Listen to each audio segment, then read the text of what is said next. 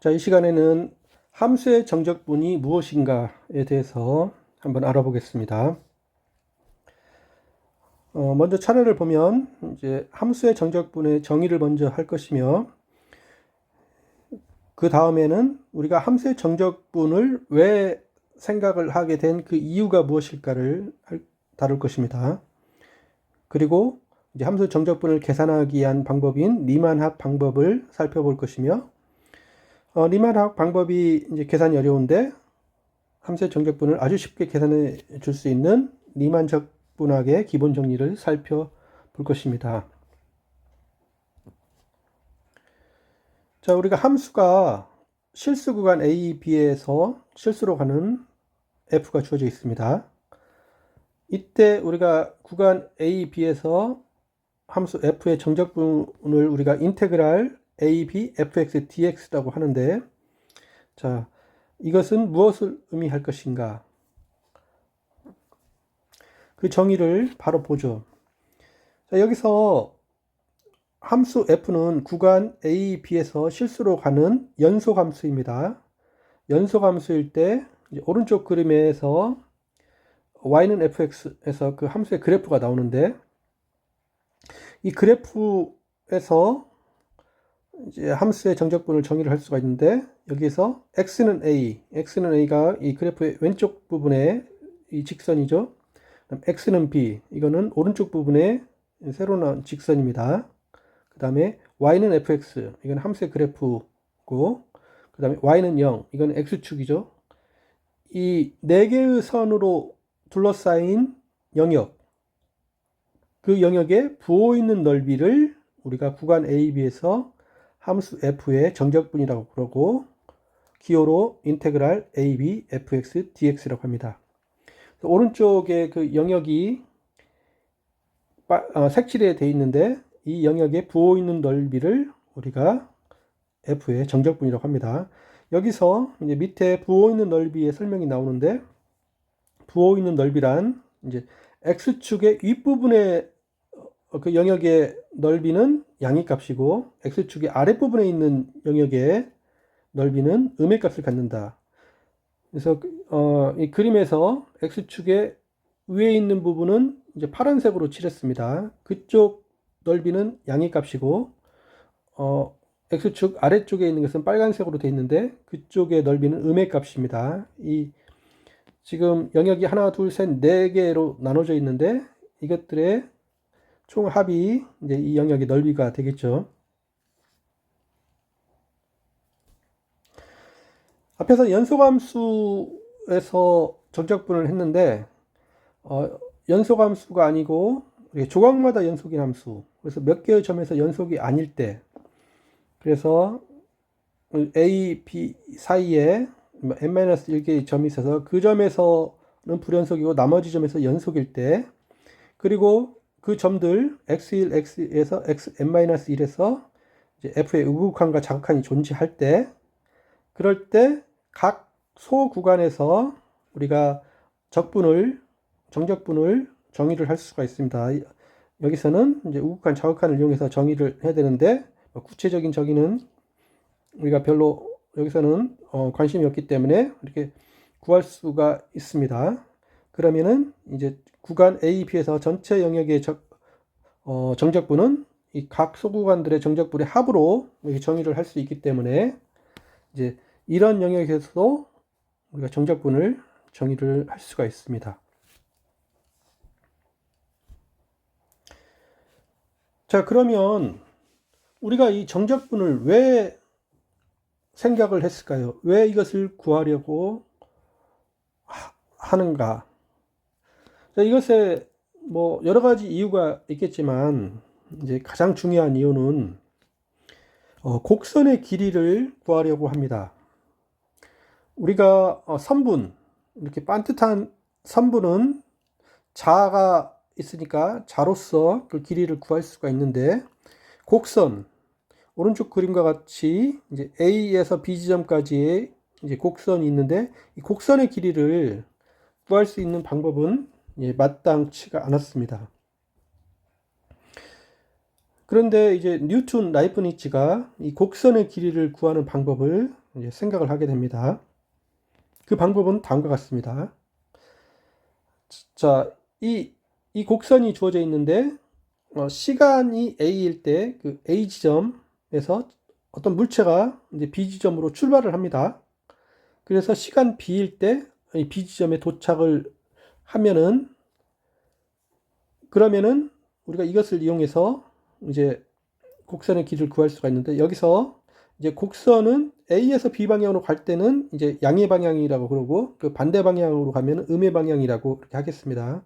그래서 이 곡선의 맨 끝자리에 화살표가 있는데, 그 화살표 방향이 이제 양의 방향이고, 그 반대 방향이 음의 방향입니다.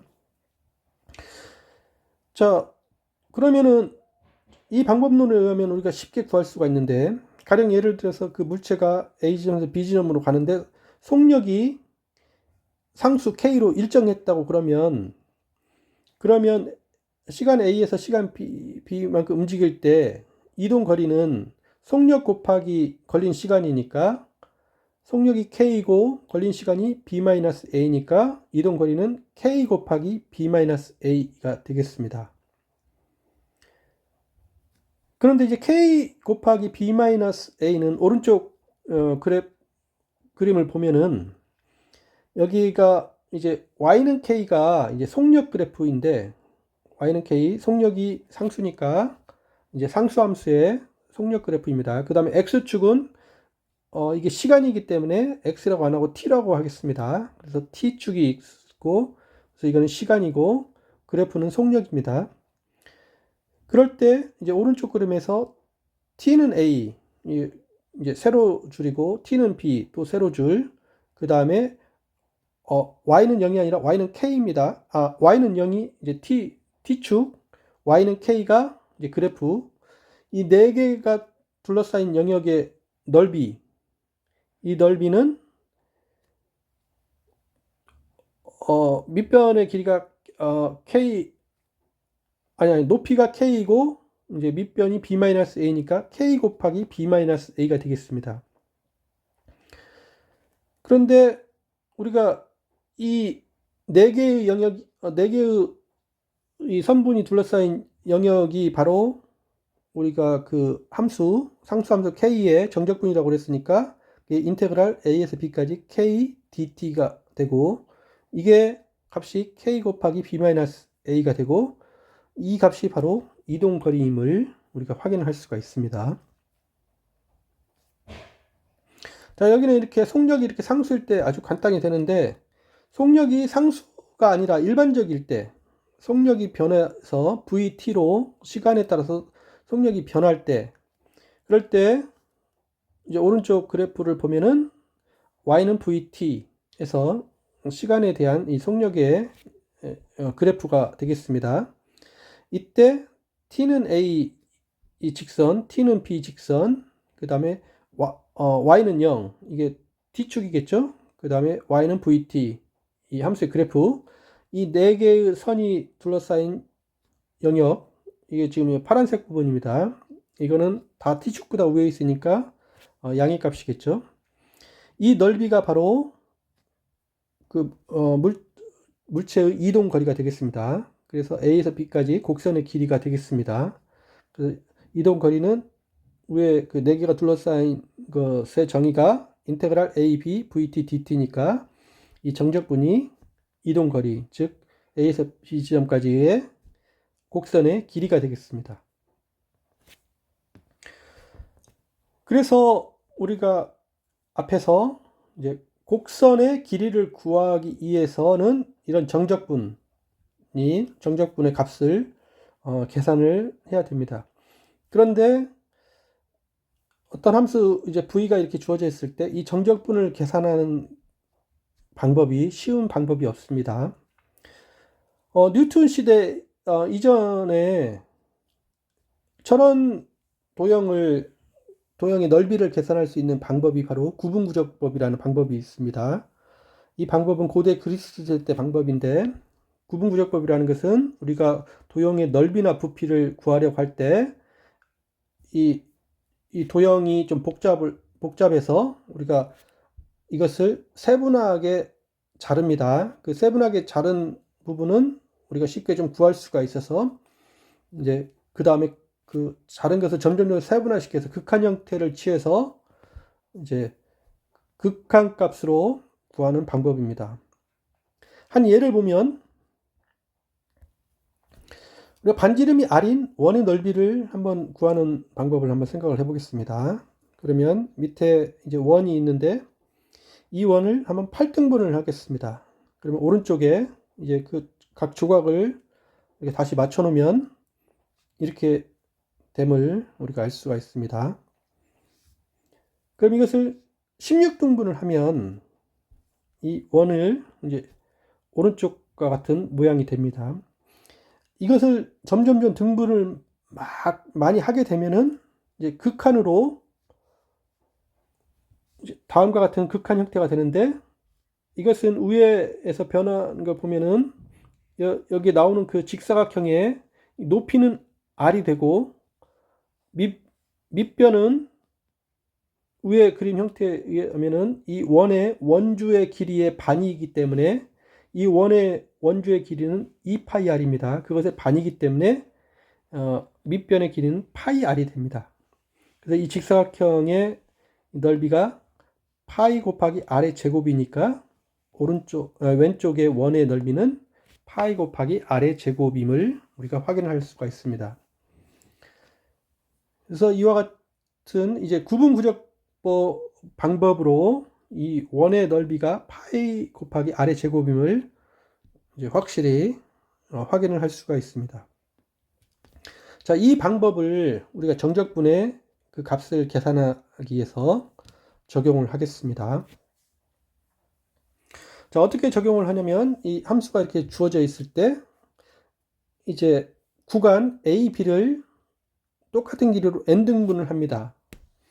여기서 편의상 같은 길이로 n등분을 했지만 사실은 소구간을 나눌 때 길이가 조금씩 차이가 나도 별 상관은 없습니다. 그 소구간의 길이가 나중에 n을 무한대로 보낼 때 가장 큰 게 굉장히 작아지게 만들면은 그러니까 별 상관은 없습니다. 편의상 n등분을 하면 그러면 A, B관을 이렇게 할 수가 있습니다.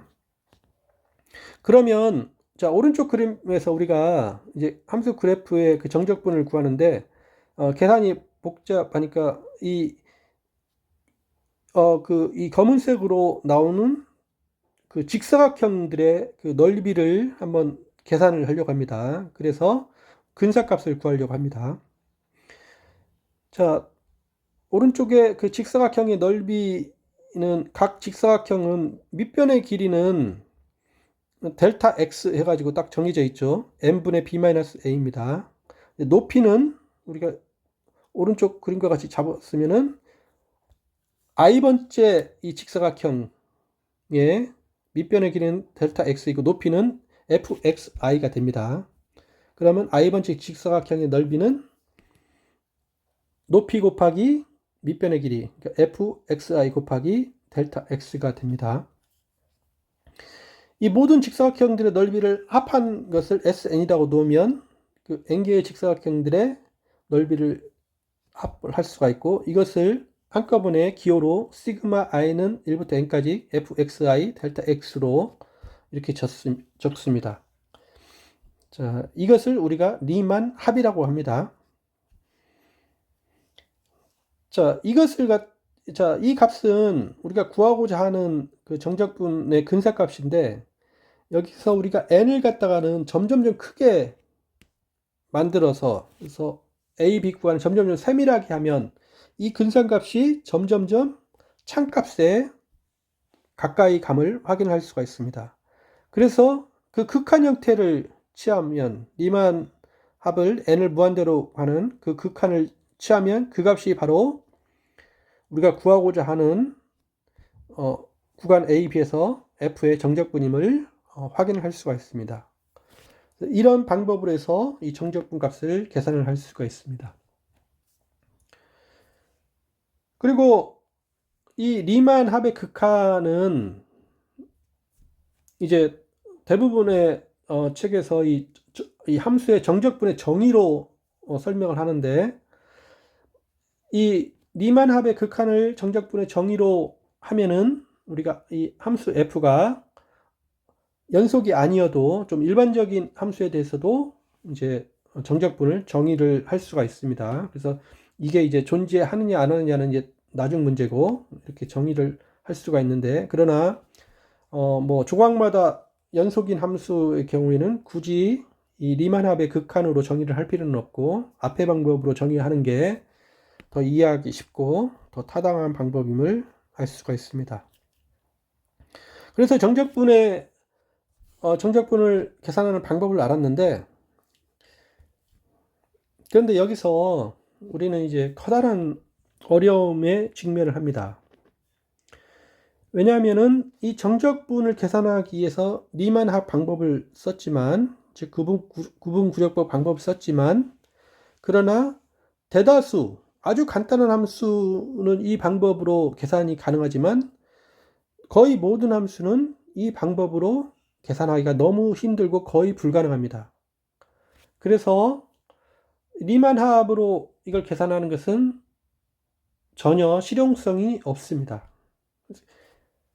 그래서 여기는 여기까지만 나오면은 뭐 정적분은 굳이 이 방법을 써서 계산할 수 없기 때문에 이론이 이제 나올 수가 없고 그냥 여기서 스톱이 되고 뭐 잊혀졌어야 되는데, 여기서 아주 놀라운 방법이 나옵니다.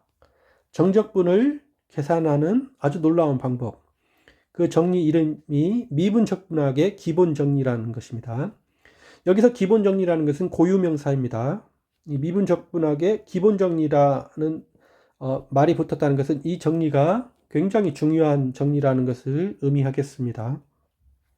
그것의 내용은 뭐냐면 f가 구간 A, B에서 정의가 된 연소함수일 때 만약에 이 f의 원시함수를 알고 있으면, 원시함수를 대문자 f로 썼는데, 즉 이 말은 대문자 f 함수의 도함수가 원래 함수라는 말입니다. 그게 원시함수라는 그 의미인데, 그러면 이 정적분은 그 원시함수 fb 빼기 fa로 각각 값이 같다. 자, 이 기본 정리는 이 왼쪽에 있는 이 정적분이 오른쪽 그냥 함수 이 원시함수에다가 값만 대입하면 되는 거니까 아무런 계산도 거의 필요가 없는, 빼기를 한번 하면은 되는 아주 간단하게 값을 구할 수 있는 방법을 말해줍니다. 그래서 마법과 같이 그 어려운 계산이 이렇게 간단하게 풀릴 수가 있습니다. 여기에서 이제 오른쪽에서는 미분이 사용이 된 거죠. 그 원시함수의 도함수, 그러니까 원시함수를 이용했기 때문에 사실은 이제 미분이 적용이 된 겁니다. 그래서 이 정리가 미분 적분학의 기본 정리입니다. 미분 이론이 쓰였고 적분 이론이 쓰여 있고 미분 적분학에서 가장 중요한 정리라고 생각해도 되겠습니다. 자, 이 정리가 성립이 되면 우리가 밑에 그 식을 우리가 대문자 fx는 fa 더하기 인테그랄 ax ft dt다. 그래서 이 대문자 f의 이 도함수를 알면은, 그러면 이 원래 함수를 이 정적분을 이용해서 이렇게 다 원래 함수를 찾아갈 수가 있는 거죠. 그래서 이 식을 이용해서 도함수를 알면 원래 함수를 알 수 있다는 것도 알 수가 있고, 이제 오른쪽에 그 한 예가 되겠습니다. 함수 x 함수에서 0부터 2까지 인테그랄 0부터 2까지 x dx, 이 정적분 밑에 그림에서 이제 파란색 부분 그 넓이가 되겠는데, 이 넓이는 이 삼각형이니까 값이 2임을, 이 넓이가 값이 2임을 확인할 수가 있습니다. 그런데 이것을 계산을 우리가 그 원시함수 x의 원시함수는 2분의 1 x 제곱이 되는데, 여기에 0과 2를 집어넣어 보면 이 값이 2가 되죠. 그 원시함수의 값의 차이니까 여기서 그 원시함수는 이 검은색으로 표시가 되어 있는데 그것의 값의 차이, 여기서 2가 되겠습니다. 이것으로 구할 수가 있음을 확인을 합니다. 자, 이상과 같이 우리가 함수의 정적분을 살펴봤습니다. 정리를 한번 해보면 함수의 정적분은